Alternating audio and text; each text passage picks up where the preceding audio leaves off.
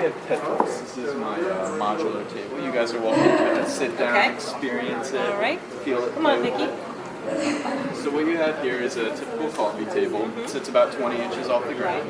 And a lot of what I found with living room spaces, at least when you have a lot of people with different routines and schedules, is that everybody uses their space a little bit differently. So in terms of this table, what you see right now is sort of a casual living room table, something that would be found in a normal environment. You can hang around it, you can play a board game, just relax, casual. What the beautiful part about this table is that when it starts to come apart, you can really change what you're doing within this space. So, for instance, normal living room tables are kind of low to the ground. Normally you can't really get too close to them because your knees start knocking into them. When you start to remove these panels, you can move the table itself closer to you and sort of expand your reach to the surface.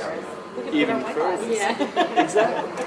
But even further, say you're working alone and you don't really have other people using the services with you. You can take this table and start expanding it even further.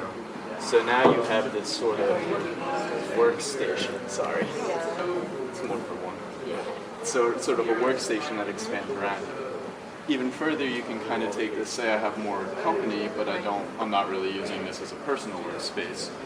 I can move the table a little bit away from myself and elongate it. So this allows you to sort of expand the surface area, but you're not really using it for something specific, like a board game. Now it's a bar, or I like to call it a buffet table. Okay. So with your living room space, I know everybody's had this situation where you're having a party, you're having guests over, and your space starts to change. You don't really need the living room table to be a living room table. So now you can turn it into an arrangement like this and push it against the wall, somewhere kind of out of the way, and use it in peculiar ways. The last way that this table kind of comes apart is this smaller table has a removable panel that comes off, and this becomes both a compartment for the table for small storage, like junk type items. My camera fits in here, small papers, but it also becomes sort of a tray that you can use portably. So in my research, I found that a lot of college students use their space in unique ways because they're limited to what they have. So a lot of people work on the bed or on the floor, these interesting places. So what this allows you to do is it sits about 4 inches off the ground. So if I want to take this to the floor, I can sit, it comes up to me a little bit, and I can work on that surface. Also, I can take this to my bed, I can work there, or if it's a nice day, I can go outside. I have this kind of solid surface that comes with me. I'm going to order one when you get your first apartment. Yeah. So, do you have plans to do something?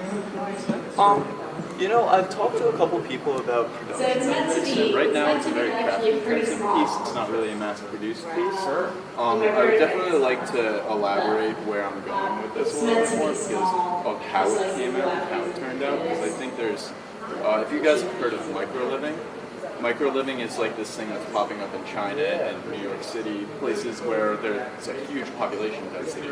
So they take these small square footage apartments and they have these walls that move. Those create this space. That's amazing. So what this table is it kind of takes influence from that. And so you transform the table depending on how you're using your space instead of the actual space itself. So I think there is a high design chance there or opportunity there.